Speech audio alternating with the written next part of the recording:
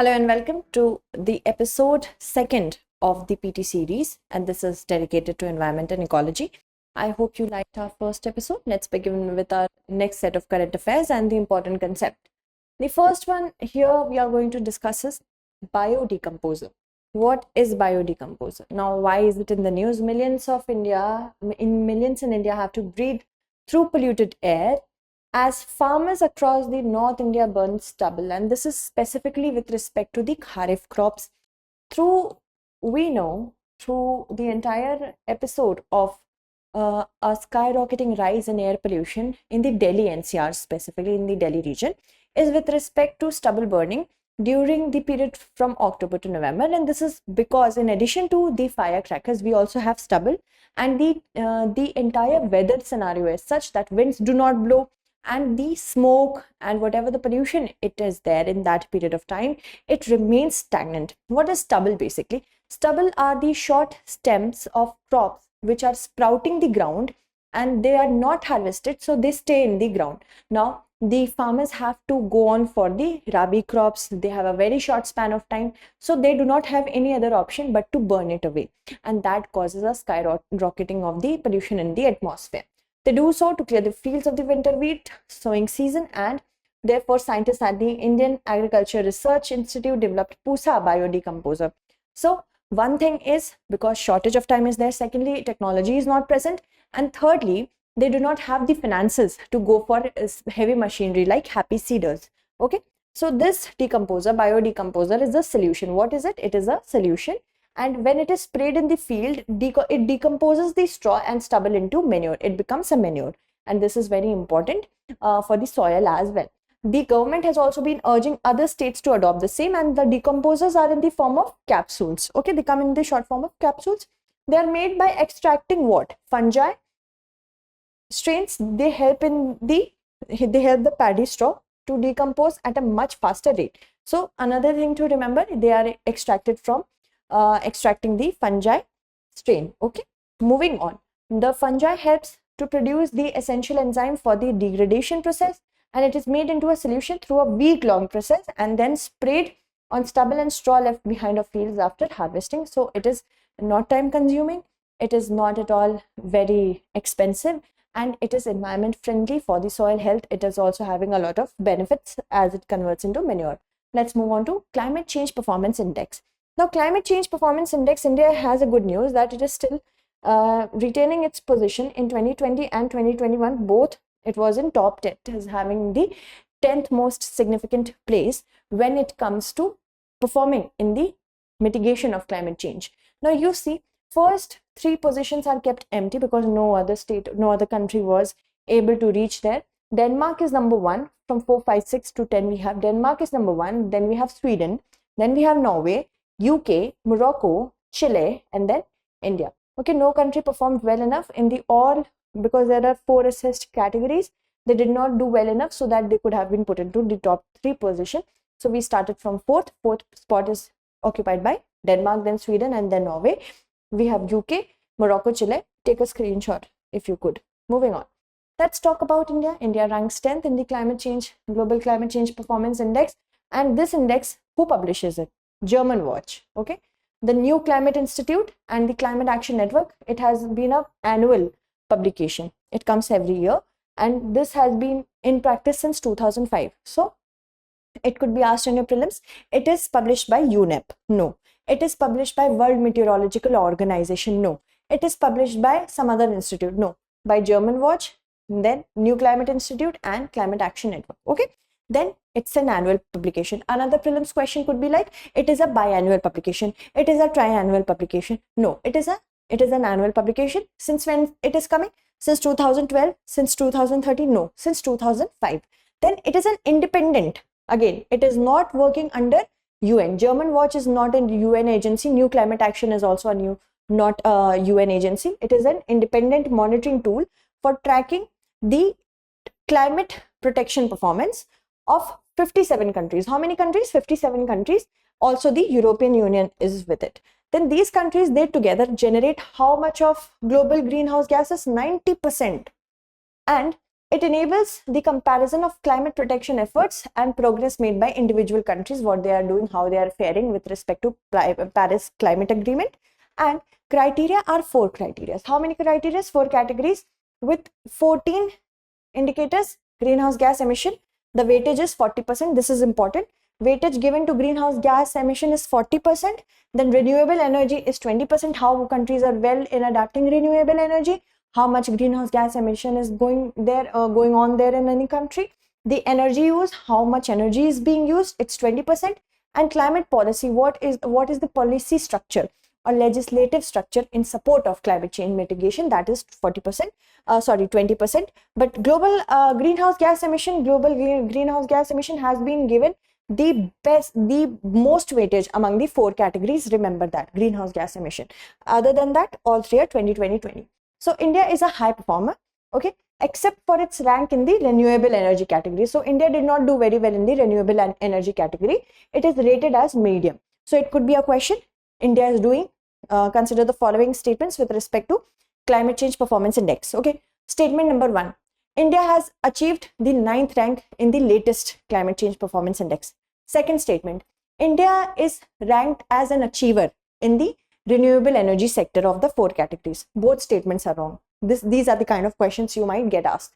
The country still benefits from its relatively low per capita emission. So country is doing really good with respect to greenhouse gas emission because low per capita emissions are there with respect to greenhouse gas. Okay. Then India's first landmass is in Singhbhum. Remember that. First landmass, Singhbhum. Okay. So a study has suggested that the earliest continental landmass, it emerged how many years ago? 3.2 billion years ago instead of 2.5 billion years. Okay, first thing to be kept in mind over here.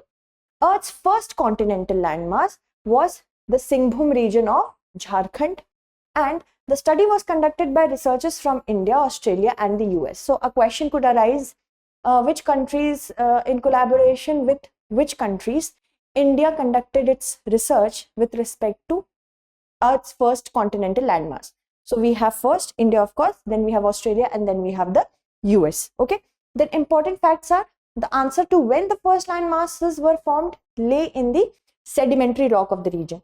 Sedimentary rock are layered in nature. They are like this, and they develop from pre-existing rocks. Okay, remember that. Then scientists have found a particular type of sedimentary rock. These are known as sandstones.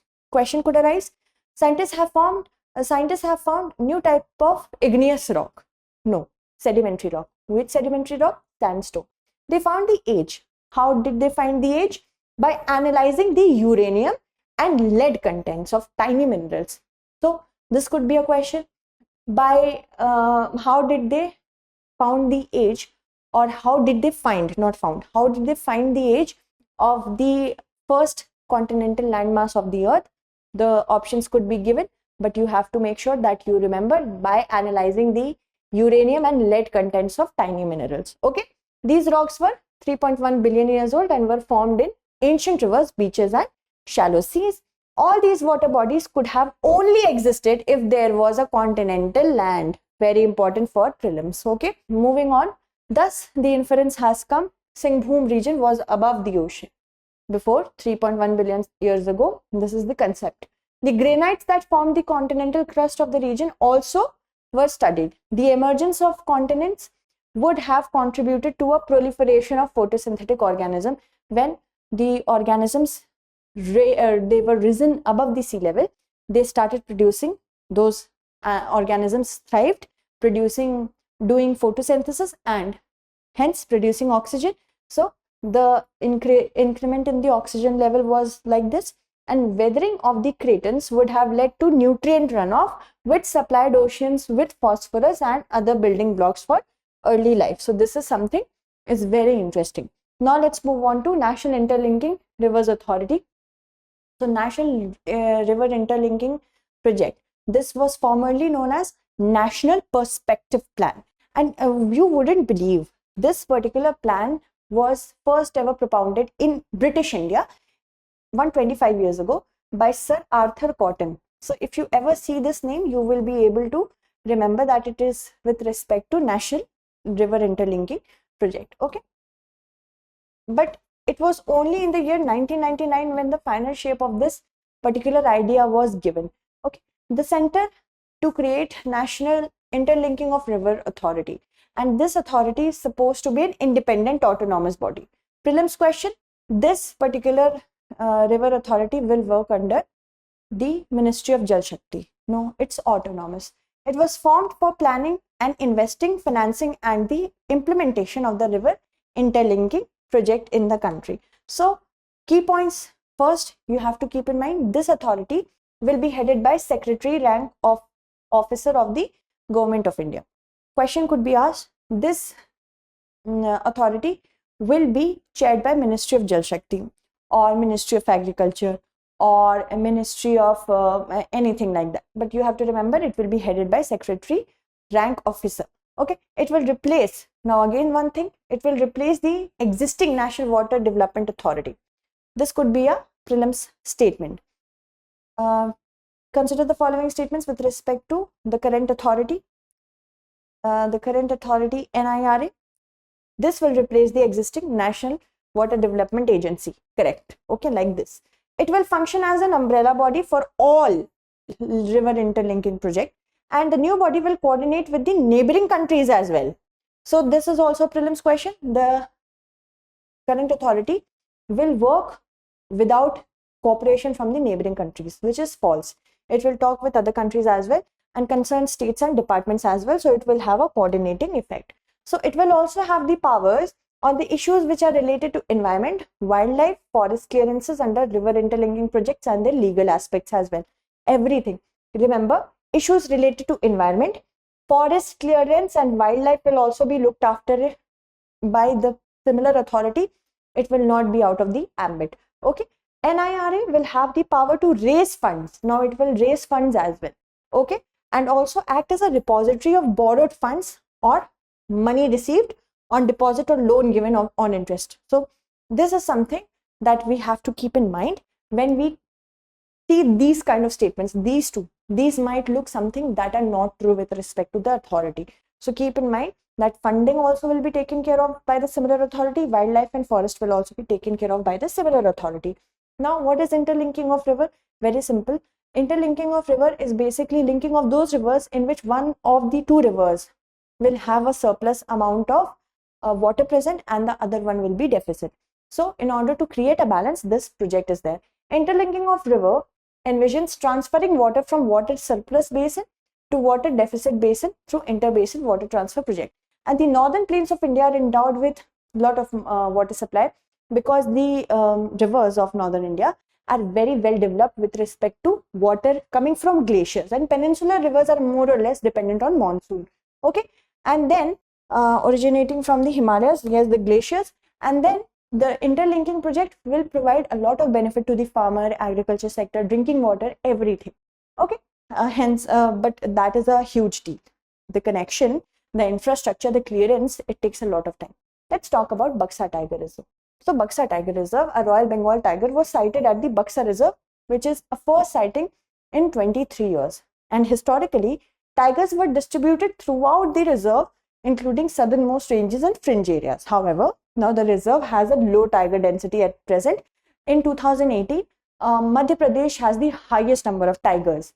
So keep that in mind. Buxa Tiger Reserve is situated in the Alipurduar subdivision of Jalpaiguri district of West Bengal. So where is it? Buxa Tiger Reserve? West Bengal. Okay. And it was created in the year 1983 itself, and the 15th tiger reserve in India. And the Sinchula Hill Range lies along the northern side of Buxa National Park. So which hill range? Sinchula.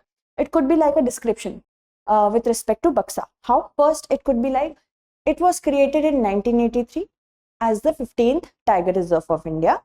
The Sinchula Hill Range lies to the north of it. It lies in West Bengal. This would be too obvious, the West Bengal part, but the above given statements, they are dedicated towards which of the following tiger reserve. You can have n number of options and then you will know it's about Buxa. Okay. Then eastern boundary touches the Assam state. Remember, The main rivers which are flowing through Buxa Tiger Reserve, again very important, it could be asked which of the following rivers flow through Buxa Tiger Reserve, so remember the names: Sankosh, Raidak, Jayanti, Churnia, Turturi, Pashhawa, and Dima and Nonani. Okay, remember these. Then the Fisbu Wildlife Sanctuary of Bhutan is contiguous to the north of BTR. Again, this could be one of the description. And Manas National Park lies to the east of Buxa Tiger Reserve. So much information. India is home to over 70% of the tiger population globally, and India is doing great when it comes to preserving its tigers. Bengal tiger is included in where? Endangered category of the IUCN Red List, right? IUCN Red List is coming out since the year 1964 by IUCN. India's last or latest tiger reserve, which is listed in the official website, is the 51st tiger reserve, which is Sriviliputhur Megamalai. Now there are 5 tiger reserves more which have gotten approval, but they are not officially listed as of yet. So 53rd tiger reserve, the latest one, could be Guru Ghasidas. But at every place, if you are going to look the official website, the latest one is the Sriviliputhur Megamalai. Okay, be updated with respect to the other tiger reserves as well. So solid state battery, let's talk about them. Solid state batteries. First, car manufacturer Volkswagen plans to have production running for solid state batteries by 2025, and it would be done via the partnership with QuantumScape. Okay, let's talk about QuantumScape. It is a battery startup which is backed by Volkswagen itself, Volkswagen AG. And QuantumScape solid state batteries is seen as an exceptionally bright prospect in an increasingly crowded space. And let's talk about solid state battery first. They have higher energy density than lithium ion battery. Why they are called solid state battery? Because they use solid electrodes and also solid electrolyte. Generally electrolytes are liquid in nature. It does not have a risk of explosion. Okay, so this is the prelims question. They have a risk of explosion? No, they do not have a risk of explosion, and there is no need to have components for safety, and it has more space to put active material, because of which it increases the battery capacity in the battery. So this could be a prelims question as well. Moving on, let's talk about bioenergy crops. Bioenergy crops means those crops which can be used to produce energy in a healthy manner, in an environmentally sustainable manner. Now, a study has found that converting annual crops to perennial bioenergy crops can induce a cooling effect into the areas where they are cultivated. Very nice. And eucalyptus, poplar, willow, miscanthus, and switchgrass were bioenergy crops used in this study. So, which of the following crops are a bioenergy crop? Suppose let's take poplar first, willow, then eucalyptus, some other crops as well, like corn. Okay, then we can also take sugarcane. But then we know it's from these given options, we will definitely know which ones are bioenergy crops that are creating cooling effect. Okay, what are bioenergy crops? These are the crops from which biofuels are produced or manufactured. These are called biofuel crops as well, bioenergy crops. So biofuel is generally liquid or gaseous. Okay, it can be liquid or gaseous, and they can be produced from edible as well as non-edible sources. Specifically, there are three different categories. Okay, I don't know if it is given here. No, I have to draw it myself here. So first generation is generally the bioenergy crops which are taken from edible sources. They are produced by conventional methods, such as edible things can be corn, they can be anything which can be eaten, like animal fat as well. So from that sources which are edible in nature, we create the first generation biofuels using conventional energy. Second generation is energy produced, biofuels which are produced from the non-edible sources, okay, like stubble. Okay, then we have the third generation which can be produced from microorganisms like algae. Okay, so these are the different generations. Okay, moving on. The energy crops, basically it is a system used to describe biofuel crops. Wheat, corn are the main edible oil seeds, sugarcane, other crops are amongst them. And biofuels have a number of advantages because they are faring better with respect to their emission creating capacity with respect to fossil fuel, including the ability to burn cleaner and emit fewer pollutants. They also are environmentally friendly energy corporations frequently mix biofuels with gasoline. So biofuel can be used independently as well, or they can be used to mix as well. Okay, they can be used to mix with petrol and diesel as well. Now, cultivation area near the bioenergy crops occupies 3.8% plus minus 0.5% of the global total land area. Remember this data. Okay, cultivating eucalyptus, it shows cooling effects that are more robust than if switchgrass is used as the main bioenergy crop. So eucalyptus has a more potential of cooling if we compare them to switchgrass. This implies that eucalypt is superior to switchgrass in cooling the land biophysically. Prelims question, true or false statement. Okay, eucalyptus is third generation. Again, prelims question. It could be first generation, second generation, third generation. It's third generation bioenergy crop, while switchgrass is second generation. True or false statement. Let's talk about India's State of Forest report of 2021. And the Ministry of Environment, Forest and Climate Change released the ISFR for 2021, and it's prepared by the Forest Survey of India. Forest Survey of India assesses the forest and tree cover or resources of the country, and this is a biennial report. Prelims question, it's an annual report? No, it's a biennial report. It is published by Forest Survey of India, and it's an organization that works under the Ministry of Environment, Forest and Climate Change. FSI works under the Ministry Environment, Forest and Climate Change.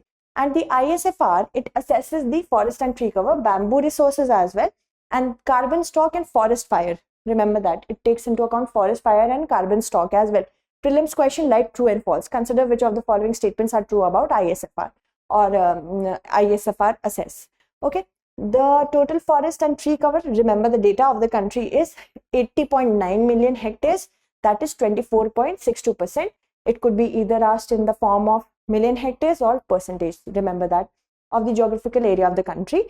Top 3 states, important, showing an increase in forest cover are, which are the states? Andhra Pradesh is the first, then Telangana, and then Odisha. Okay, and mangrove cover in the country is 4,992 square kilometer. What is the total carbon stock in the country?